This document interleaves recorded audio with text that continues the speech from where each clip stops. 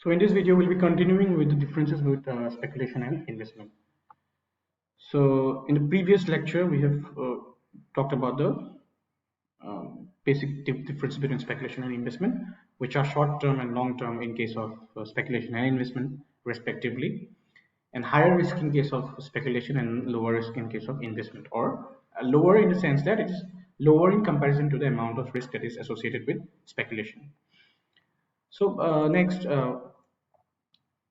speculation is basically based on the changes in or fluctuation in the prices of securities, while the investment is basically based on the value change, that is the change in the amount of fund that has been invested or kept aside in a particular security. So if the value changes to a higher side or to a lower side, that is called the investment. So basically it is towards the upper side or the positive side. So when we, like in the earlier video, you must have noticed I've talked about higher returns is associated with higher risk only. So when we talk about higher risk in case of speculation, so obviously there will be scope of higher returns in comparison to investment. Since the risk is lesser, so the returns will be modest or moderate. Speculator uses borrowed funds, so it may not be possible on the part of the speculator to invest or to keep aside or put a huge amount of fund on a certain day. So what does the speculator do is he or she borrows funds from others, maybe other institutions or family members, and then invest it, or then put that particular amount in a particular instrument or in an equity market. But generally in investment, what happens is you are keeping aside or sacrificing an amount of earnings that you are making today. Suppose you are earning rupees 1000, of that rupees 1000 you are keeping aside rupees 500. So you're basically using funds from your own pocket. In speculations, what happens is the returns are uncertain and erratic.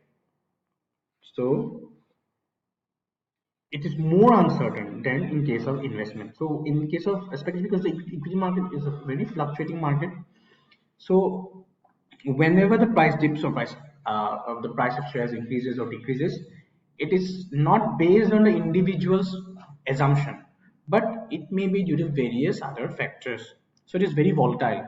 So the returns are also very uncertain and erratic. But in case of investment, if you have invested for longer time horizon, suppose for 20 years, for 10 years, suppose if you're invested in a life insurance policy, or if you're invested in a mutual fund for 5 years, or retirement benefit policy, or for children's marriages. So there are various ways through which you can invest for a long time horizon.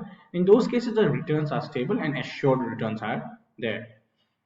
In speculation, it is considered very daring and careless because the person who is doing it, he'll have to invest or he'll have to make the and put the amount of money considering the various market fluctuations or volatility or an analysis.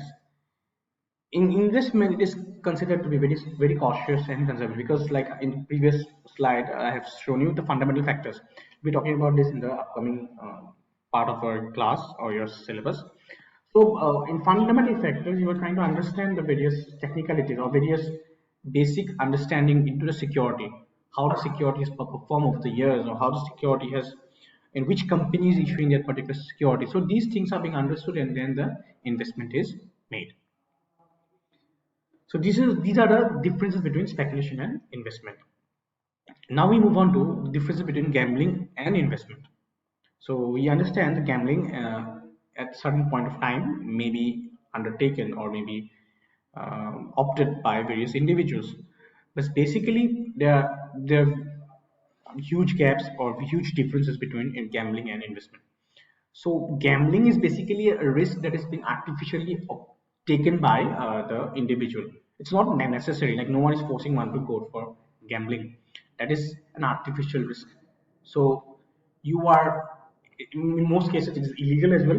So if it is not illegal, if you win, then you are going for that particular gambling purpose or that objective of earning huge amount of profit with the concept of uh, risk. But the thing is that the risk here is the artificial risk.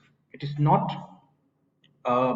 commercial risk, as in case of investment, where uh, it is made for the purpose of earning returns in a stable manner, as well as in certain cases you get tax deductions. So if you make certain investments, and suppose you are making certain investments in an NSC, National Savings Certificate. So in that, if you invest there, you get tax deductions under Section 80C. So in this case, it is commercial risk, and in this case, an artificial risk. It's not required, but still, one person is going for that. In gambling, it's a short planning horizon. They're basically an unplanned activity, but in investment, it's a planned activity with which you move in your career. If you're supposed to be employed, you move with the objective that at a particular point of time, suppose after 10 years, you need to get this amount of maturity amount so that you can buy a car, or you may go to a holiday, you may go to a vacation. So these are some ways through which you make an investment planned activity. So gambling is basically based on tips and rumors, and investment is scientific analysis of intrinsic value of security, like I've already explained. It's a fundamental analysis of the security. Gambling basically only few people will be earning, like in casinos, you'll be earning, few people will be earning or betting upon good returns. But basically, the understanding is that it is going towards negative returns. In investment, there is a risk return trade off which determines the return. Once you make an investment, there will be risk and there will be return. The point at which they intersect, after that, anything which you earn is basically a positive return. Gambling is basically an entertaining activity which people will be opting for if they think that they want to get relaxed or get entertained. And an investment is just it's a activity which is carried out for the purpose of safety of principal and stability of returns. So that if you invest in a fixed deposit, this is very safe. If you invest in NSC, so these things are very safe. There is no default risk on the part of the issuer. So it is safety of principal and stability of returns.